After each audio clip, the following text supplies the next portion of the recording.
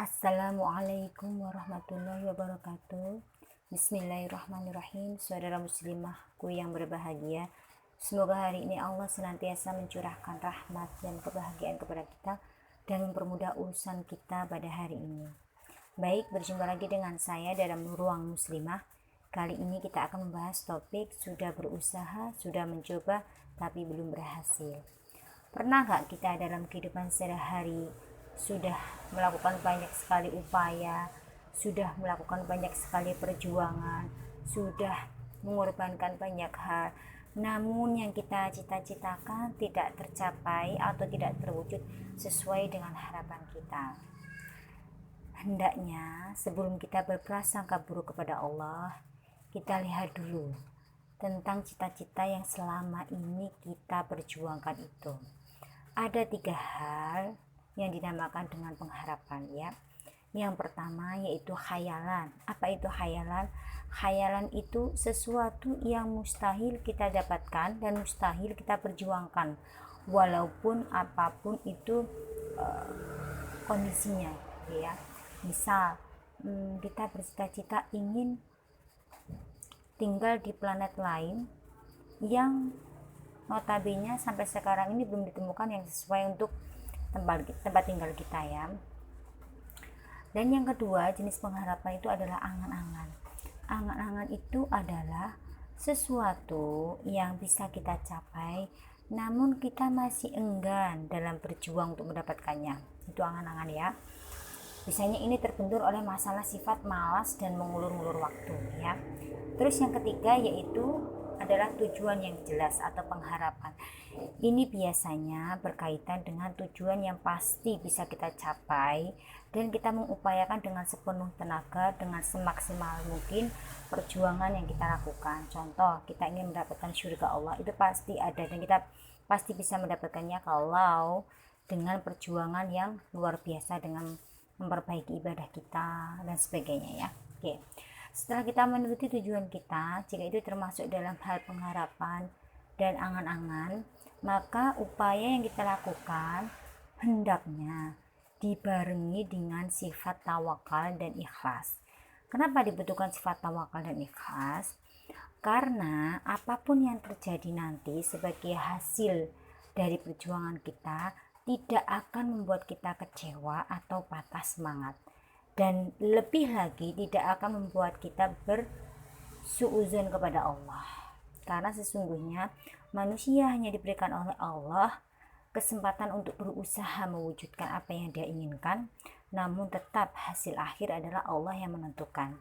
Bukankah setiap manusia sudah dituliskan di Lauhul Mahfuz tentang ajalnya, tentang rezekinya, tentang senang dan susahnya, gitu, ya. Jadi sekiranya kita sudah berusaha dengan sangat keras, kemudian hasil yang dicapai ternyata tidak sesuai dengan yang kita inginkan, maka sikap pertama yang harus kita tunjukkan adalah sikap ikhlas. Ikhlas memang ini sangat sulit, tapi harus kita upayakan untuk bersifat ikhlas. Bagaimana caranya? Caranya dengan sesuai konsep yang Rasulullah sebutkan dalam hadisnya. Rasulullah pernah bersabda bahwa sungguh sangat luar biasa sikap seorang muslim, ya. Ketika dia menghadapi musibah atau ujian, dia akan bersabar. Ketika dia mendapatkan nikmat dari Allah, maka dia akan bersyukur, dan kedua-duanya baik untuk dia.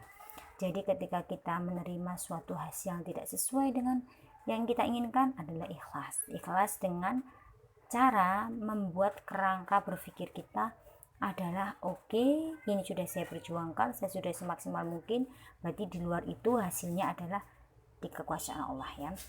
Kemudian yang kedua adalah selain ikhlas, ya, yang kedua adalah tetap berpositif thinking kepada Allah. Kenapa saya berpikir seperti itu? Kenapa saya menyarankan seperti itu? Karena sesungguhnya Allah itu zat yang maha adil, zat yang maha pengasih, zat yang maha penyayang. Sekiranya hal itu sudah kita upayakan tetapi tidak sesuai dengan yang kita harapkan, berarti itu adalah keputusan yang terbaik yang Allah pilihkan untuk kita.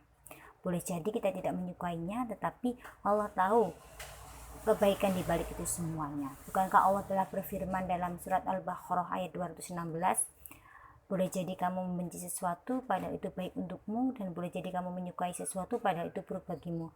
Allah Maha mengetahui sedangkan engkau tidak mengetahui. Jadi ilmu Allah yang sudah meliputi segala hal tentang hidup kita, dari mulai kita belum ada sampai kita nanti di yaumul hisab, dan sampai kita nanti ditentukan di akhiratnya, nanti di surga atau di neraka, maka tentu saja keputusan semua yang Allah pilihkan itu, baik itu tentang rezeki, baik itu tentang kebahagiaan, baik itu tentang ujian, itu pasti ada sesuatu yang Allah rencanakan untuk kita, dan itu pasti sudah ditakdirkan oleh Allah untuk kita, ya. Jadi kita tidak boleh bersuuzon kepada Allah. Oke, dari yang ketiga, sikap yang kita ambil adalah terus berdoa, terus berusaha. Ini satu-satunya cara yang bisa kita lakukan agar kita tetap bisa move on, agar kita tetap bisa jalan. Jadi kita tidak stagnan dan tidak berhenti. Karena sesungguhnya ketika kita berhenti, itu adalah kesempatan yang sangat bagus bagi setan untuk mengambil alih pikiran kita, untuk mengambil alih cara berpikir kita, ya, agar kita itu menjadi orang yang putus asa, agar kita menjadi orang yang lemah, ya. Karena sesungguhnya setan sangat menyukai kondisi orang-orang yang sedang keadaan futur atau lemah imannya, ya. Jadi terus tetap berusaha, tetap berdoa. Kalaupun tidak dalam kondisi yang maksud saya tidak dalam langkah yang besar, maka mulailah dengan langkah-langkah yang kecil yang kamu bisa.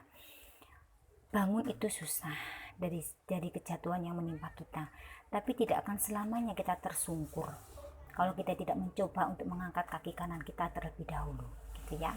Baik, demikian yang bisa saya bahas untuk kali ini, semoga bermanfaat. Assalamualaikum warahmatullahi wabarakatuh.